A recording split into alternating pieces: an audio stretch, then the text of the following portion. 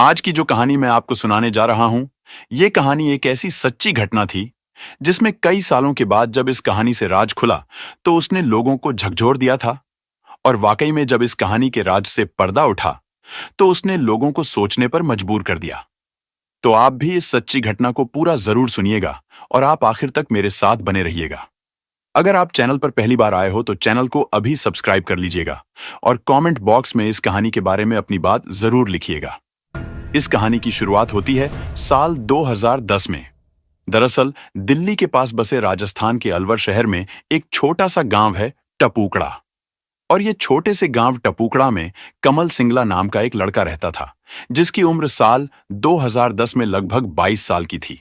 और ये लड़का इसी गांव में छोटा सा कंस्ट्रक्शन का काम करता था और इसका काम भी ठीक ठाक चलता था। गांव के सभी लोग इस लड़के को अच्छे से जानते थे, क्योंकि गांव में इतनी आबादी नहीं होती, तो गांव के लोग एक दूसरे से मिलते जुलते रहते हैं, जिस कारण गांव का हर व्यक्ति एक दूसरे को जानता ही है, जिस कारण लोग कमल सिंगला को भी जानते थे। लेकिन दोस्तों, गांव वालों को इसकी भनक तक नहीं थी कि आगे इतना कुछ भयानक होने वाला है। दरअसल पहले ये लड़का जिस जगह पर रहता था, उसी के पड़ोस में एक लड़की रहा करती थी, जिसका नाम था शकुंतला। शकुंतला की उम्र उस वक्त लगभग 20 साल की थी, यानी कि साल 2010 में कमल सिंगला लगभग 22 साल का था और ये लड़की लगभग 20 साल की थी। कमल सिंगला और शकुंतला पड़ोस में रहने के कारण इन दोनों के घर में इनका आना जाना रहता था। अक्सर कमल शकुंतला के घर जाया करता था और शकुंतला के घर वाले भी कमल को बहुत अच्छा लड़का मानते थे। घर में आने जाने के कारण कमल और शकुंतला की बातचीत भी होने लगी थी और अब कमल अक्सर शकुंतला से बातचीत करने का बहाना ढूंढ ही लेता था। ये दोनों खूब बातें करते थे और दोनों आपस में दोस्त की तरह रहने लगे, आपस में बातें शेयर करने लगे। लेकिन इसके बाद अब इस कहानी में वो होता है जिसके नतीजे ने इस कहानी को इतना भयानक बना दिया, जिसके बारे में कोई सोच भी नहीं सकता था। दरअसल कमल सिंगला और शकुंतला आपस में इतना खुल गए थे कि इनकी दोस्ती ने प्यार का रूप ले लिया। दोनों आपस में एक दूसरे से प्यार करने लगे, कस्में वादे कर, और धीरे धीरे इनका प्रेम इतना बढ़ गया कि कुछ पल भी एक दूसरे के बिना रहना मुश्किल हो गया। दोनों अपनी शादी के सुनहरे सपने देखने लगे और यहीं से दिक्कतें शुरू हो जाती हैं। ये दोनों एक दूसरे से प्यार तो करते थे, लेकिन इन दोनों को ये डर भी सताने लगा कि कहीं घर वालों या गांव वालों को खबर न लग जाए। इसके बाद अब ये दोनों चोरी छिपे से मिलने लगे। तभी अचानक एक दिन चोरी छिपे कमल शकुंतला के पास गया हुआ था, तो गांव के एक शख्स ने दोनों को बातें करते इशारे करते देख लिया। इसके बाद उस शख्स ने इसके बारे में इनके घर वालों को बता दिया और इसके साथ ही ये बात धीरे धीरे पूरे गांव में फैल जाती है। और जैसे ही शकुंतला के घर वालों को इसके बारे में पता चलता है, तो उन्होंने शकुंतला का घर से निकलना बिल्कुल बंद करा दिया। लेकिन ये दोनों एक दूसरे के लिए पागल थे, तो ये एक बार फिर चोरी छिपे से मिलने लगे। लेकिन अब की बार घर वालों ने पंचायत बुलाकर कमल और शकुंतला को समझाया। उन्हें बताया कि गांव की रिवाज के अनुसार आप अलग अलग जाति से हो और आप दोनों शादी नहीं कर सकते, तो आप अपनी बात यहीं पर खत्म कर दो। अब क्योंकि गांव में बिरादरी का नियम चलता है, जिसके तहत लड़का लड़की की सेम जाति में शादी की जाती है। क्योंकि कमल और शकुंतला अलग अलग बिरादरी से थे, तो इन दोनों की शादी को नकार दिया जाता है। लेकिन कमल मानने वाला नहीं था, वह शकुंतला का पीछा नहीं छोड़ रहा था और ये बात शकुंतला के घर वालों को परेशान कर रही थी, क्योंकि उन्हें डर था कि दोनों कहीं भाग ना जाए। तो इसी डर से शकुंतला के घर वालों ने हड़बड़ी में शकुंतला के लिए रिश्ता ढूंढना शुरू कर दिया और आखिरकार कुछ दिन बीतने के बाद शकुंतला के लिए एक लड़का पसंद कर लिया जाता है। ये लड़का था दिल्ली के समाल खान का रहने वाला रवि कुमार, जो कि दिल्ली के बड़े ही सीधे साधे परिवार का बेटा था, जिसका स्वभाव बड़ा ही सरल और साधारण था। शकुंतला के घर वालों को यह लड़का पसंद आ जाता है और दोनों की बात पक्की हो जाती है।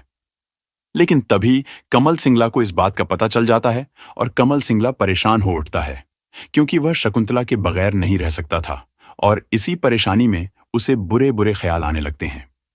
इसके बाद कमल शकुंतला को पाने के लिए नए नए तरीके ढूंढने लगा और इसी बीच उसने फिल्में देखना भी शुरू कर दिया, ताकि कोई आइडिया मिल जाए।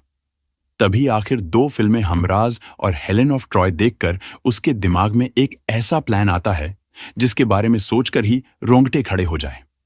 और यही वो प्लान था जिसने इस पूरी वारदात को अंजाम दिया। लेकिन यह प्लान किसी भी तरह से सही नहीं था, कानून के खिलाफ था और खतरा भी बहुत ज्यादा था। लेकिन कमल शकुंतला को पाने के लिए किसी भी हद तक जाने को तैयार था और आखिर उसने सारी हदें पार कर दी। दरअसल दोस्तों, ये एक ऐसा प्लान था जिसको पूरा करने के लिए दो बातों का होना जरूरी था। पहला शकुंतला का इस प्लान में शामिल होना और दूसरा किसी दूसरे शख्स का इस प्लान में शामिल होना।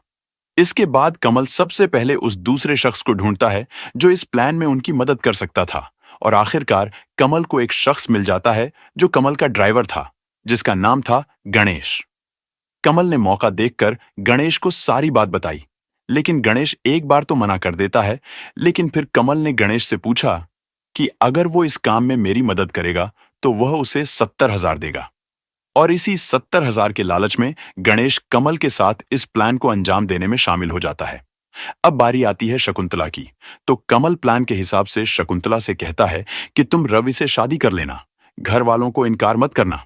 ये सुनकर शकुंतला चौंक जाती है और कमल से कहती है कि तुम ये क्या बोल रहे हो, तुम मुझसे प्यार नहीं करते हो।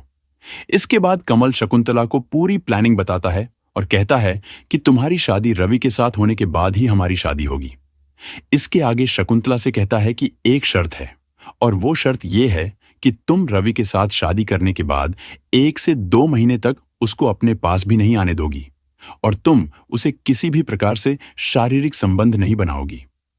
कमल आगे शकुंतला को इससे बचने के लिए बहाना भी देता है और कहता है कि अगर वह तुम्हारे पास आने की कोशिश करे तो तुम कह देना कि तुम्हारी लंबी उम्र के लिए मैंने मन्नत मांगी है, तो तुम कुछ दिन मेरे पास मत आना। शकुंतला ने कमल की बात सुनकर इस प्लान के लिए हां भर दी और आखिरकार 8 फरवरी 2011 को रवि और शकुंतला की शादी हो जाती है। लेकिन प्लान के हिसाब से 9 मार्च को, यानी कि शादी के अगले दिन, शकुंतला घर आ जाती है। इसके बाद कुछ दिन वह अपने घर पर रहती है। तब रवि के परिवार वाले शकुंतला को बुलाते हैं, तो आखिर अपने प्लान के अनुसार 21 मार्च को शकुंतला अपने ससुराल चली जाती है। इसके बाद अब रवि शकुंतला के पास आने की कोशिश करता है, लेकिन शकुंतला उससे कहती है कि उसने आपकी लंबी उम्र के लिए मन्नत मांगी है, तो बस कुछ दिन के लिए हम दोनों को पास नहीं आना है। क्योंकि रवि शकुंतला को बड़ा पसंद करता था और पढ़ा लिखा व्यक्ति था, तो वह शकुंतला से जोर जबरदस्ती नहीं करता है और वह बड़े प्यार से शकुंतला की बात मान लेता है। इसके बाद 22 मार्च 2011 को, यानी कि शकुंतला के ससुराल आने के अगले दिन ही, शकुंतला रवि से कहती है कि चलो कहीं बाहर घूम कर आते हैं, पिक्चर देखने चलते हैं। शकुंतला की बात सुनकर रवि भी तैयार हो जाता है।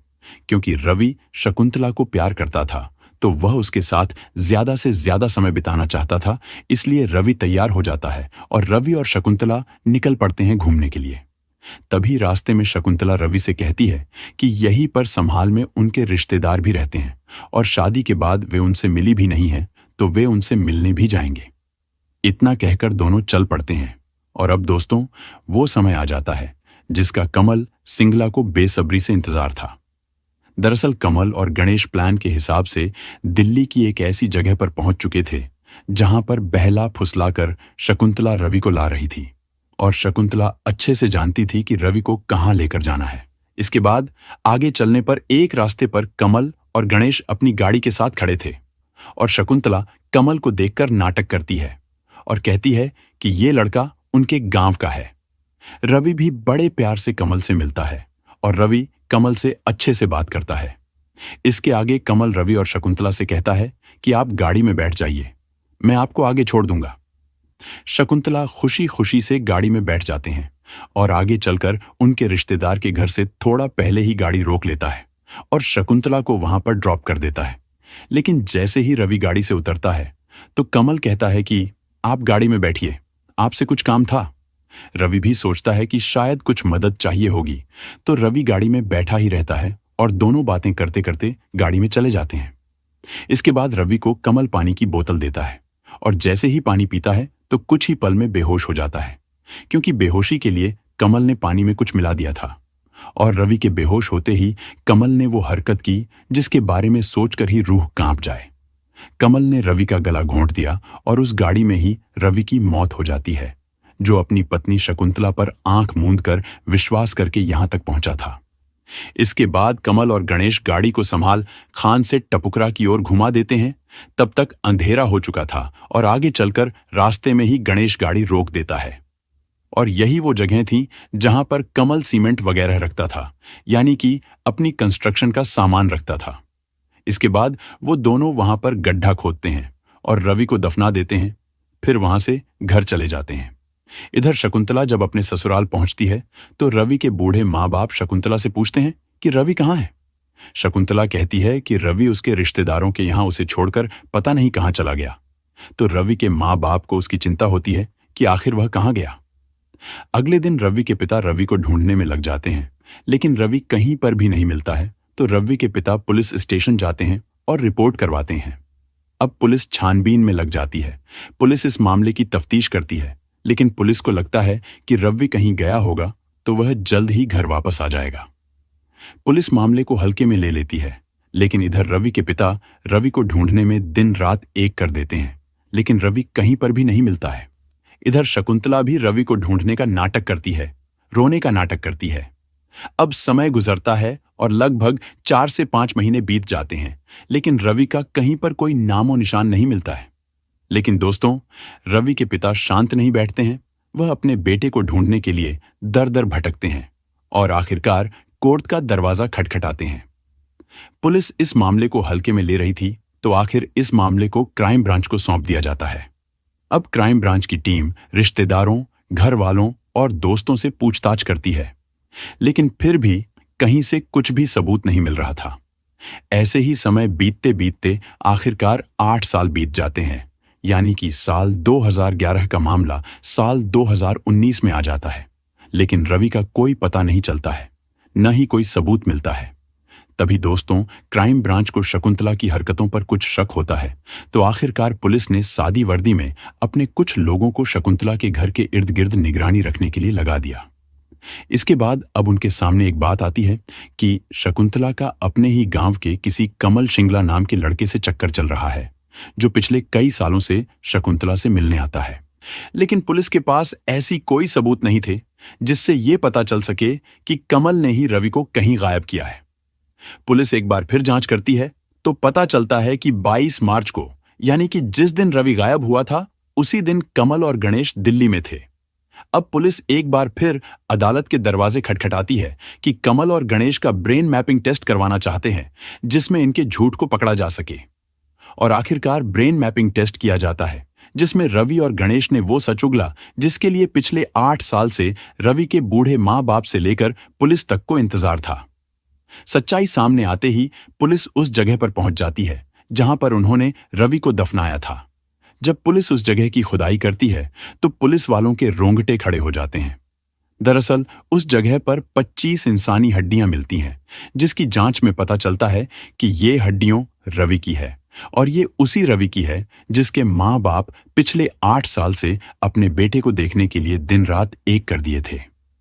इसके बाद इन तीनों पर 302 के अलावा और भी मुकदमे चलाए जाते हैं, और अभी ये तीनों जेल के सलाखों के पीछे एक बेगुनाह को मारने की सजा काट रहे हैं। तो दोस्तों, ये थी आज की हमारी सच्ची घटना की कहानी, जहां एक पति ने अपनी पत्नी पर भरोसा करके उसके साथ तो चला गया, लेकिन उसी पत्नी ने उसे मौत के मुंह में धक्कल कर आ गई। तो दोस्तों, आज की कहानी यहीं खत्म होती है। मिलते हैं एक और सच्ची घटना के साथ। तब तक के लिए सावधान रहें, सुरक्षित रहें।